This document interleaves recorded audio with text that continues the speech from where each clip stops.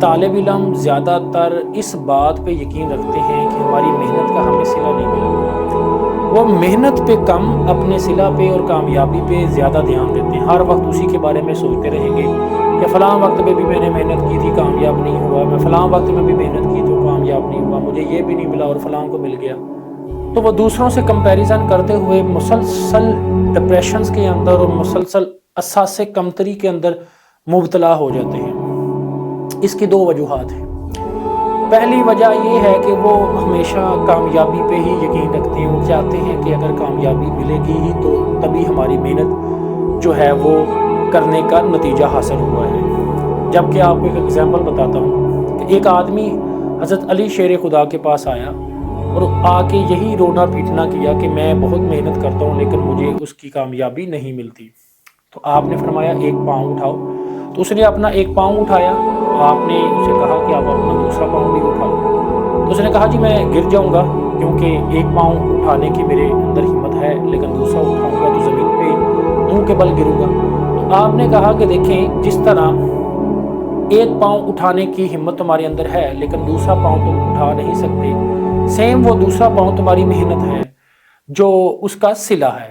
یعنی آپ نے ایک پاؤں جو اٹھایا وہ محنت کرنا تمہارے اختیار میں رکھا ہے، تم ایک پاؤں اٹھا سکتے ہو، لیکن دوسرا پاؤں اٹھاتے ہی ساتھ ہی تم گر جاؤ گے اور وہ ہے تمہاری محنت کا صلہ۔ صلہ کا اختیار اللہ نے تمہارے ہاتھ میں رکھا ہی نہیں۔ جو چیز تمہارے اختیار میں نہیں ہے تو اس پہ زیادہ بحث کرنے کی، زیادہ سوچنے کی ضرورت نہیں۔ اللہ تعالیٰ جو ہے اس چیز کا صلہ ڈیفرنٹ طریقے سے انسان کو دیتا ہے اور وہ زیادہ بہتر سمجھتا ہے کہ میرے انسان کے لیے کیا بہتر ہے۔ ایک آدمی وہ جا رہا ہے، اس کا ایکسیڈنٹ ہو، اس کی ٹانگ ٹوٹ جائے یا وہ جان سے ہاتھ دھو بیٹھے یا کوئی بہت بڑا نقصان ہو جائے، ہو سکتا ہے اللہ نے اسے کسی بڑی مصیبت سے بچایا ہو۔